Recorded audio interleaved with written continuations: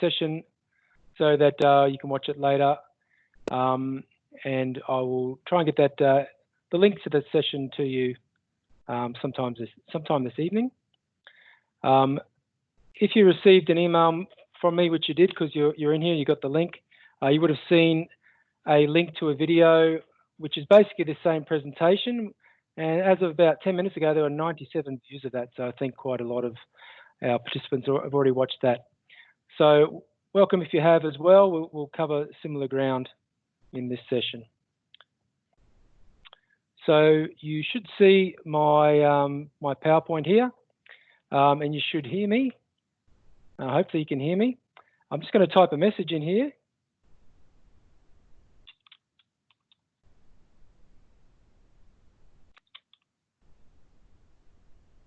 And it is, can anyone not hear me? If you can hear me, you don't have to reply, of course, but if you can't hear me, hopefully you'll see that that in the chat and you'll be able to rectify because I am actually talking.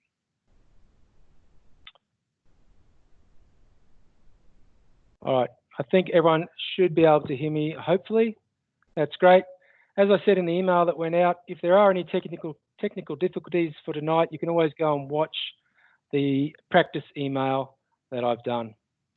Yes, so when you come in, and that's the first thing for our sessions that we do for our team sessions with students. We mute the microphone and we turn off the cameras before we come into the session because obviously if we have 20, 24, 28 students coming in with their background noise and their videos on, it just doesn't make for a very good virtual classroom right at the start.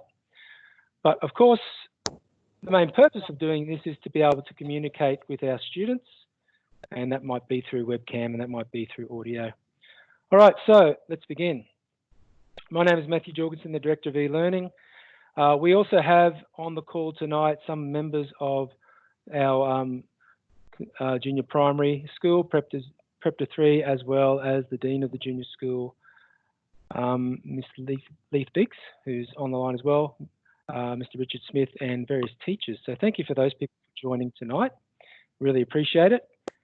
And the way it's going to run tonight is we'll go through a PowerPoint. I'll show you a few live demos. It's all about the technology we're being used. We've tried to make it as simple as possible. There's some questions right at the start that I answer. And then at the end, if you've got some more questions, we'll try and answer those. Okay. So we are recording. Let's begin.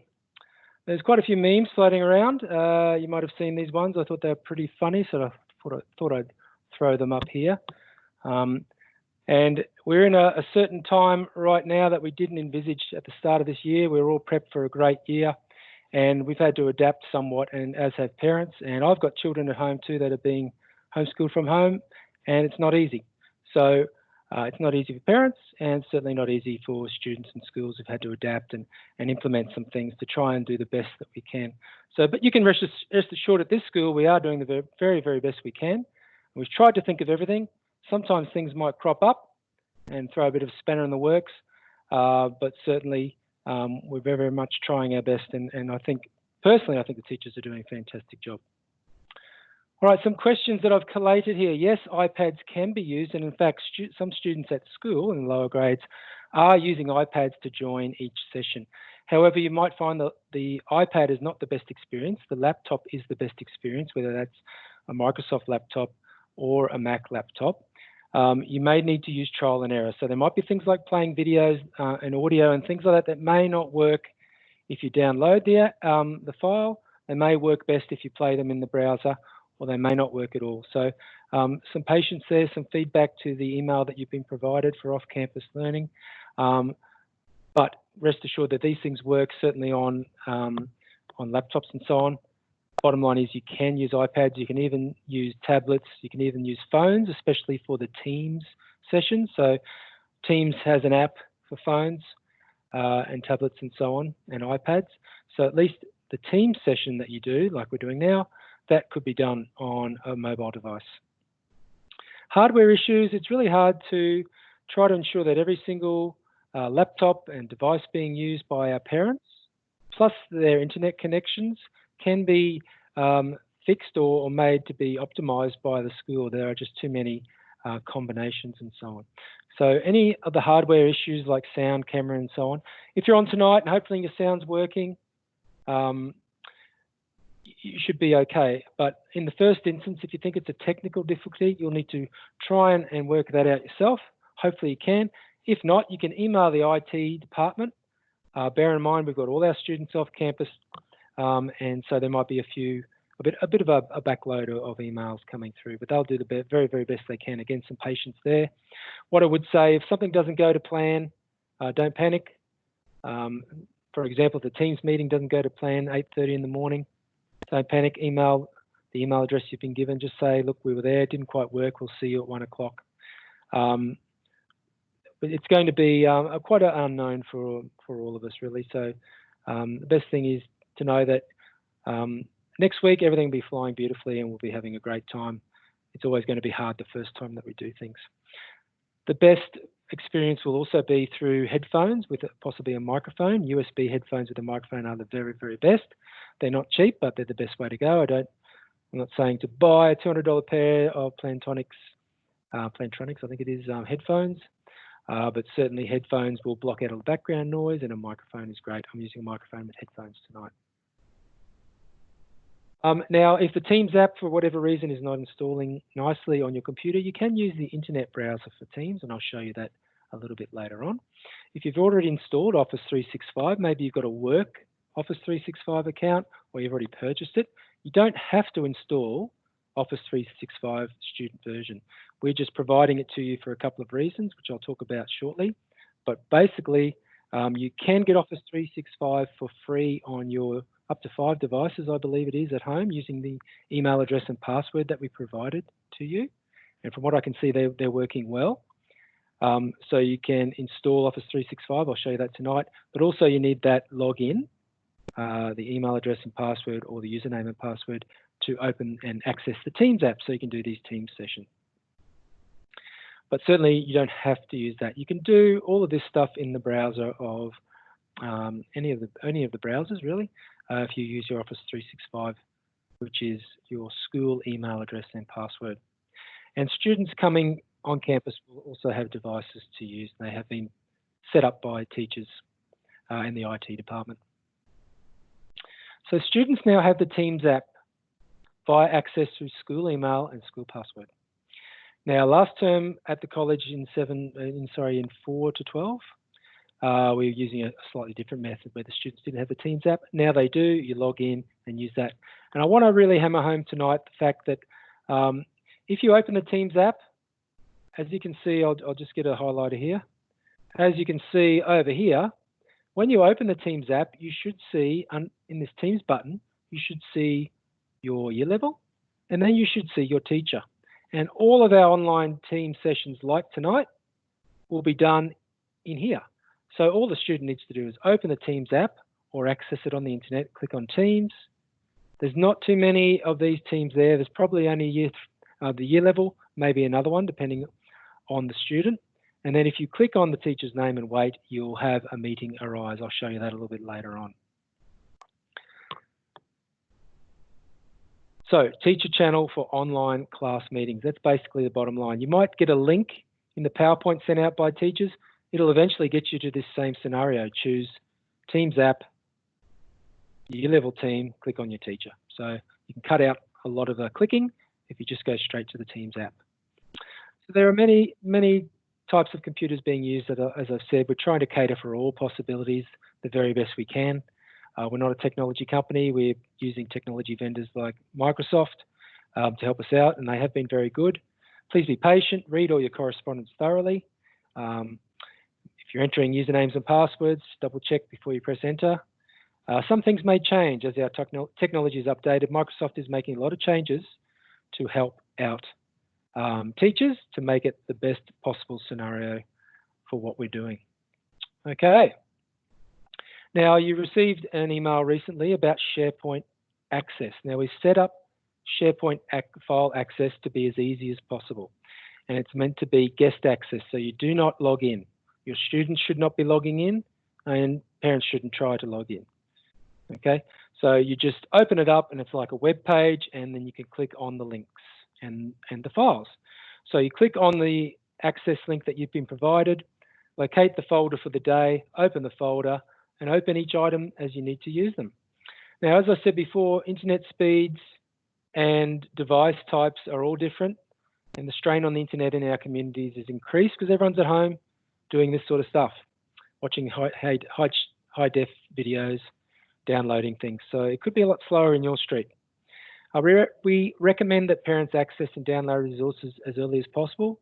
Night before is great, or set a routine when you get up in the morning and start accessing or downloading so that you're not doing it just before you have to start your lesson. So like 8:20, we've got to click on those links and try to access them, because that's when you might have a bit of a wait.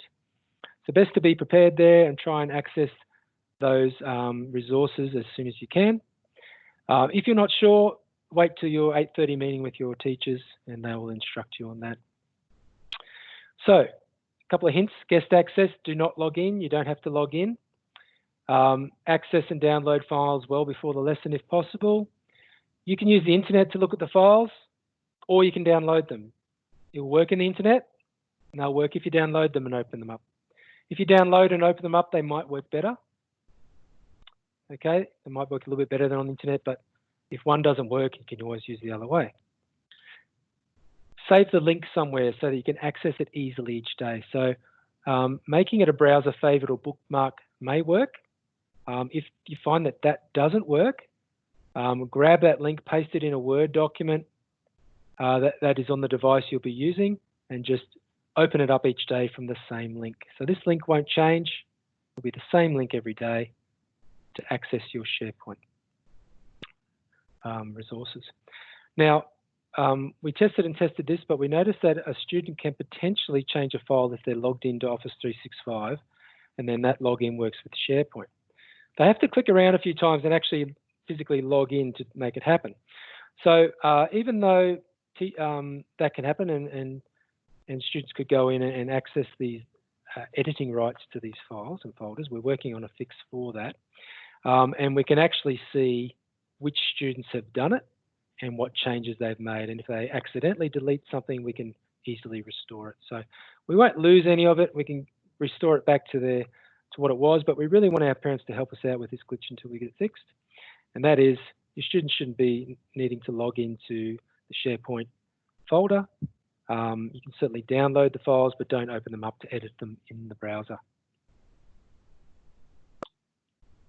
Okay, so this is what the SharePoint looks like. And actually, I've got a live version here that should open. Here we go. Excuse me, this is a live version of Year 3.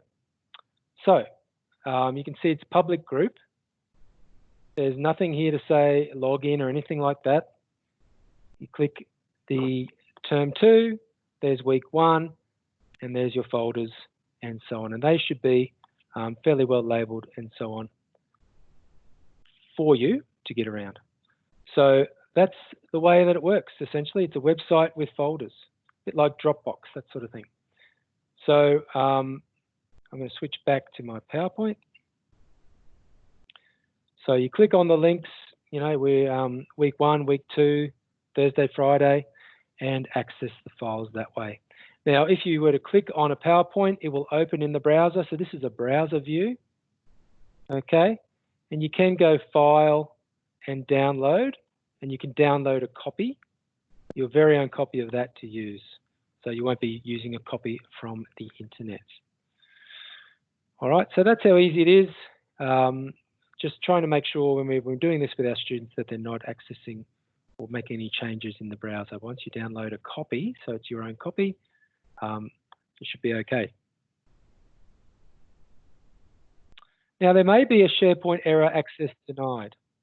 And what that means most likely is that you've got a company account, a work account that's already logged into SharePoint, maybe on that browser.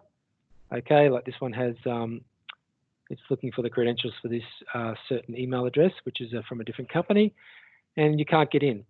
So I've tested this with a parent as well. This is an actual screenshot that a parent sent.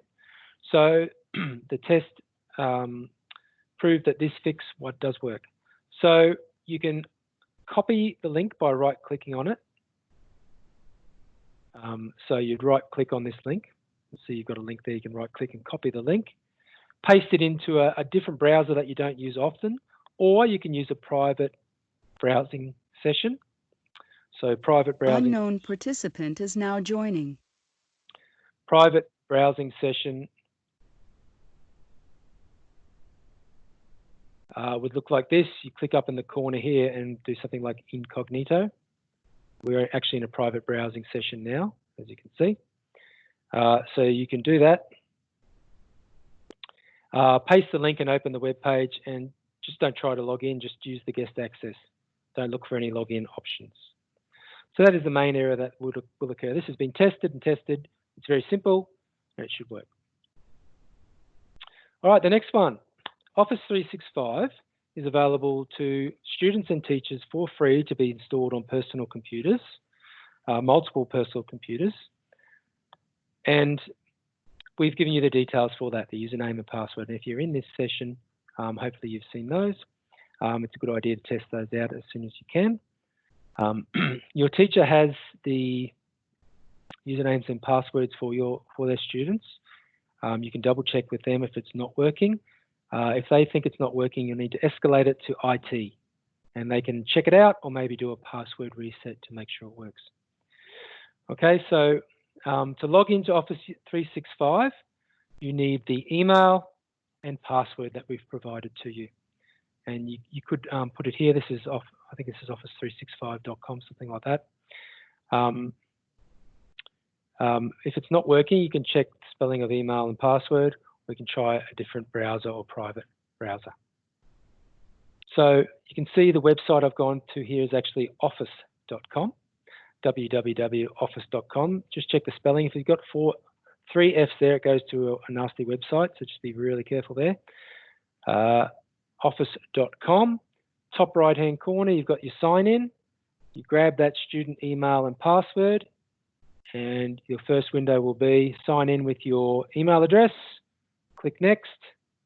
Okay, and then it might prompt you to put in the password. It might prompt you to say what sort of account, which is obviously our work or school account. School gives away there, it's not personal. Or it might look like this, and you might have to log into our school through our school server, and the username and password goes in here. Okay. .ssc, St. Stephen's College, is a pretty good indicator you're on the right track. Okay, click OK. And we're still in the browser here, we're still on the internet, and you'll have Office 365 right in front of your eyes. Okay, now if you want to install Office 365, the button's right there, and you choose the first option. And then follow the prompts. And that will enable you to install Office 365. I would suggest you back up any files that you have on your computer beforehand. I don't envisage anything happening, and we've done this many, many times to many students' laptops, and we have never had an issue. But it's always a good idea to back up your files before you do anything like this. It should keep all your files there and everything should be fine. It should just install Office again and give you access. +6142036262 is now joining. Should give you access to all of these apps logged in as the student. Okay, you'll notice some of these apps up here like Sway and also Outlook, which is email. Oh, sorry, I didn't mean Sway. My mistake. Let me change that. I meant, of course, Teams. Teams is here as well. So next page, we've also got an app launcher up here to access the apps. You could click on here to see all the apps. As I said, we have Teams here. And if you open Teams in the browser, this is what it looks like. It's very, very similar to the app version of Teams. So app version, web browser version of Teams, you're going to get a very, very similar experience. Okay, but the app is probably going to run a little bit better just because it's not going through the internet, through a browser at least. So, like I said before, you don't really have to wait to click on any links that your teachers give you. if you install the Teams app, you log in. I really encourage you to do that before tomorrow. Just make sure it works. Click on the Teams button. You will only really see your year level. You may see another team, but you'll need to look for your year level, and you're looking for your teacher. You're basically in a virtual classroom. You want to find your teacher. You click on that, and you just wait in this area. You just wait here. Okay, this is a place where students can actually type and add comments. Please be aware that any comments added cannot be deleted by the student, cannot be changed by the student. So as long as those comments are not too often just silly comments or even silly comments at all, that can be used to talk to the teacher and to talk to other students. But we really need to make sure that, remember, this is a virtual classroom, so this is like calling out from your desk in the classroom. Now, what will happen is your teacher will start a session and this will pop up in front of them. So I will show you that a little bit later on when I talk about Teams. So really, I've just covered Office 365, okay? Username and email address and password from school, office.com, sign in, top right-hand corner, paste the username, which is the email address, paste the password, connect to your school account, install Office if you want to install Office on your computer. It'll be free. You don't have to pay $100 or so, but you don't have to do it because you can just use the browser version of Office like so. Teams is accessible here as well in the browser. So like I have been saying, using Teams for online lessons, we're moving into the Teams section of the night now. So the easiest way, and the way that people will start doing it after about the first or second session will be they'll go straight to their Teams app. It's 8:25. I'm going to go to my Teams app. Okay, I'm going to make sure I'm logged in, which I should be anyway because my Teams app just opens up. I'm going to click on my year level. I'm going to click on my teacher's name, and I'm going to wait for the meeting to start. So the teacher will be on the other end, and we'll start up the meeting. So this is the browser version. That's why I've kept this screenshot in, because if you do it through the browser, which is fine, you'll need to give permission to the browser to use the microphone and your camera. So you just click allow, and that will enable you to talk and maybe share some video of the student's work or whatever as directed by the teacher. So we are still in the student view here. So you can see what the student will pop up in front of their eyes, this meeting now. And the student clicks join. Okay, now just like tonight, like I said tonight, make sure you mute the camera and the microphone before you join, so that when you come in, it's nice and quiet and the teacher isn't having to mute the student's sound, so it can start nice and quietly. Of course, the teacher is going to say, hey, Timmy, can you unmute your microphone and tell me what you did on the holidays? And things like that. So that'll happen during the lesson, but we don't want it to happen at the start of the lesson all at the same time, if you know what I mean. So your teacher will be able to use the chat like we've been using the chat tonight. The kids might be able to put some photos in there, those sorts of things. We don't want anything too silly in there that's going to disturb or interfere with the learning that's going on. But certainly this is meant to be fun as well. We want the personality of the kids to shine through, and the teachers will be trying to make that happen.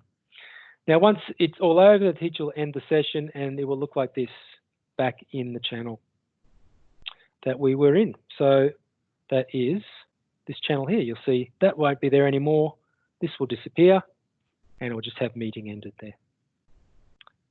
Okay, so that's the basic overview of a Teams session. Now, what happens in the Teams session, that'll be for the teacher to work with the students. So how to mute and unmute a microphone, how to turn the camera on, turn it off, when the teacher's asking for you to share something, how to use the chat, different things like that. That'll all come out in the meetings. So method 2 is a method that your teachers will most likely offer to you, which is a link. So once you install the app, you log in, and then you go to the daily PowerPoint in SharePoint there, and you press play on the PowerPoint. So you play the PowerPoint, so it's a PowerPoint slideshow rather than the editing view of a PowerPoint. And you click on a link, and it might take you a couple of steps to click on a couple of things, and then you'll be in this channel of your teacher anyway. So that's version 2. Now, in this version, when you click on the link to the class channel, it might take you to the internet, and it might say, do you want to open this in the Teams app? And you click yes. So you open the Teams app if prompted. Okay.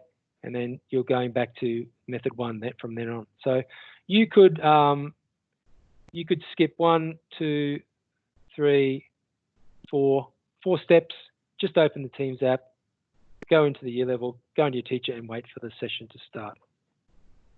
That's a nice, quick and easy way to do it.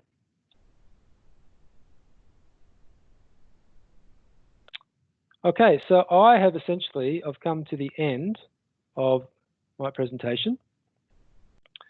So here is the Teams app. I'll do a really quick overview of the Teams app. So we've got, for teachers, so I'm a teacher, we've got teacher view here.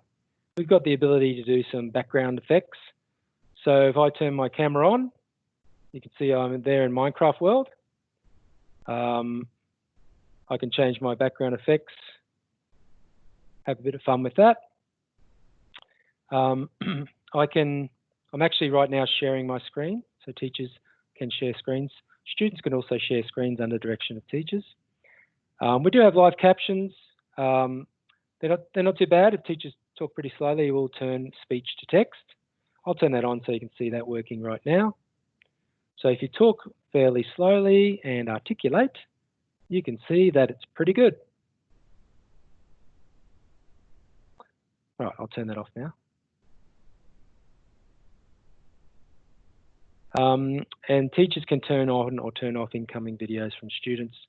Teachers, as you can see, can also mute all students at once. So this is chat.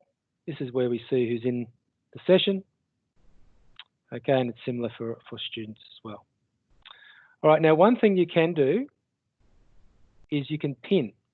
So this is really probably important. If you've got a view like this and you've got your teacher talking, you might see me as one of these 4 screens. And by the way, Microsoft will be upping this to 3x3 grid in the next little while. But if you just see 4 people like that and you see me as one of these, you can pin your teacher. So I've got Mrs. Biggs here. I can pin Mrs. Biggs so that she goes full screen, and therefore you're going to see your teacher full screen when you're talking. So that's just clicking on the ellipsis and pinning. And these are determined by people who talk or make noise or turn on their webcam during a session. They'll end up being one of these 4 people shown. I'm going to turn my camera off, and I've essentially finished there. So if you have a question, can you type Q in the chat window? And if you type a Q in the chat window, then I'll ask you to turn your microphone on and ask the question. Now, bearing in mind, this is a technology-based session. So we're talking about SharePoint, Office 365, and we're talking about Teams. So they're really the things I'm focusing on. But if there is another technology lesson that you think I might be able to help with, please let me know. So just type a Q in the chat. So click on the chat, type a Q. I'll call out your name.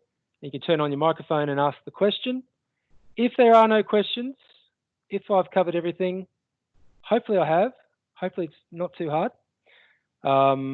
Well, I'm ready to hang up, and then I'll hopefully be able to share that recording with you some way. Renee, question please. Any advice for trying to do this with 2 preps and a Year 2 kid all at the same time? I hear what you're saying. Well, obviously, it's very hard, especially the younger kids. People all around the world are finding how hard this is. And as I said, I'm a teacher, my wife's a teacher, and we're finding it hard for it to do with our twins at home, and they're 10.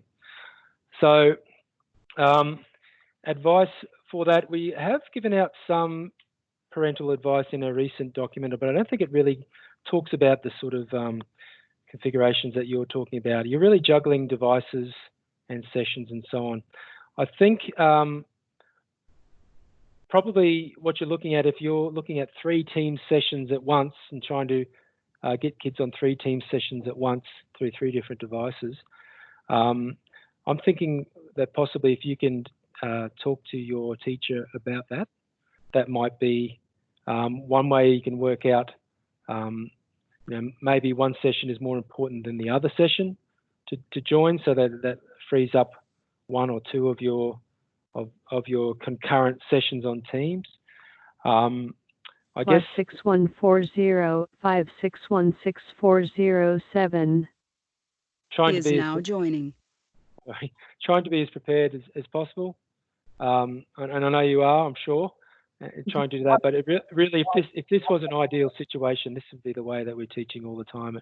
It's not, and everyone's doing an amazing job just to get by. So I'm not sure if I really answered your question very well there. It is a bit of a struggle when you've got multiple kids at the younger ages, especially trying to use multiple devices. But I guess headphones will help, so that there's not so much background noise. Having them all in one area will help in some ways, but I think maybe reaching out to your teacher as well about some advice about, you might not join the 1 o'clock session for one of your kids, that sort of thing. I'm not sure if I helped you there. Matthew, can you hear me? It's Mr. G. Yeah. Okay. Can I suggest maybe to Renee if the two preps join in the morning session on one computer? I know they might be in different classrooms, and then have the year one student join in the afternoon. It's at a separate time.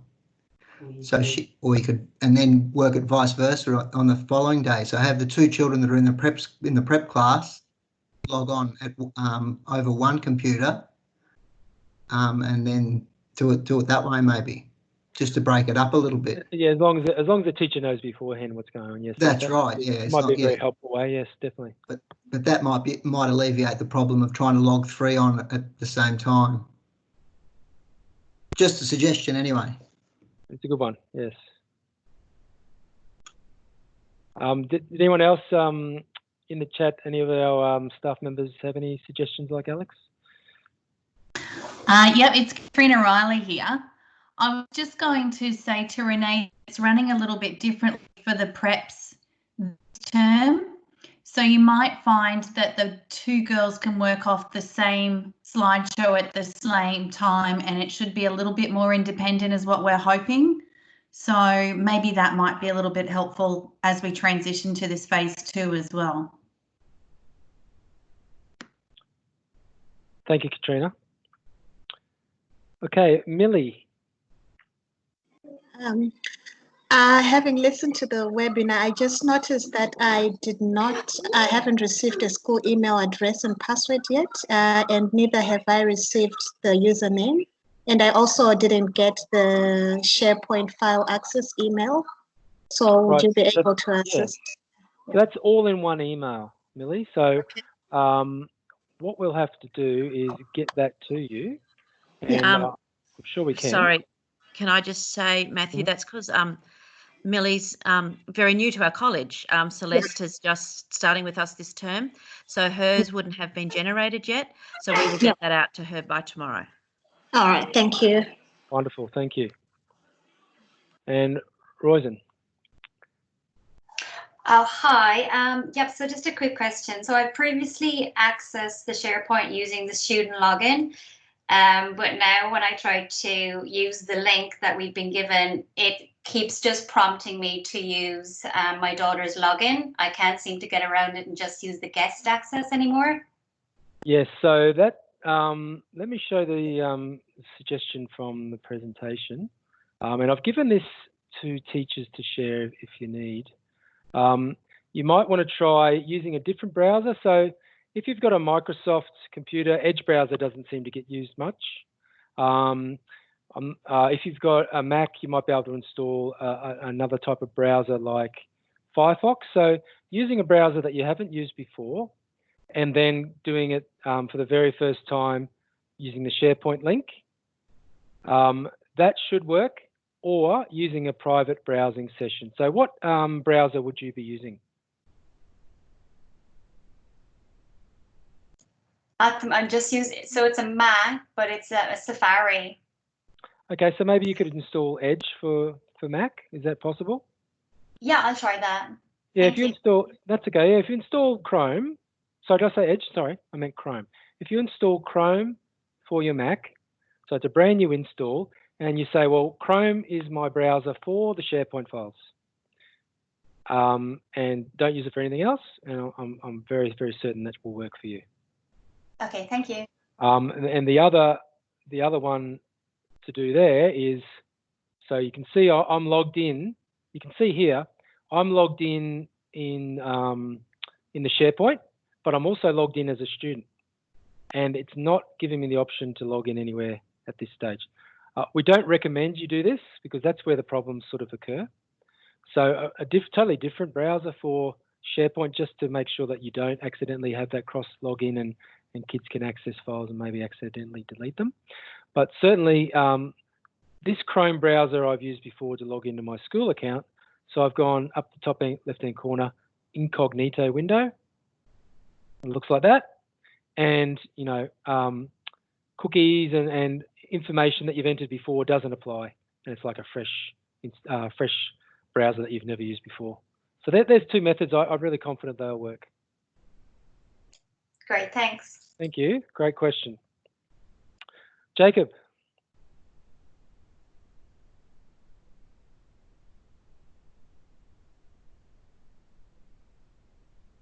So Jacob, you just need to unmute your microphone and we can listen to your question. Or you can type it in the chat.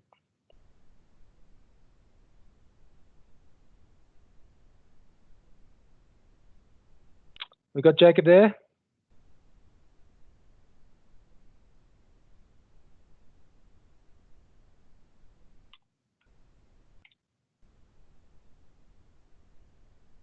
I'll give Jacob another couple of minutes, but if there are no other questions, you're very, very welcome to leave. We had a really great roll-up tonight, so thank you very, very much. And hopefully that's answered all your questions. As I said, we tried to make it as simple as possible. And hopefully you agree it is pretty simple. Using that email address and password everywhere you need to go. Oh, that's all right. Jacob's here. Here we go.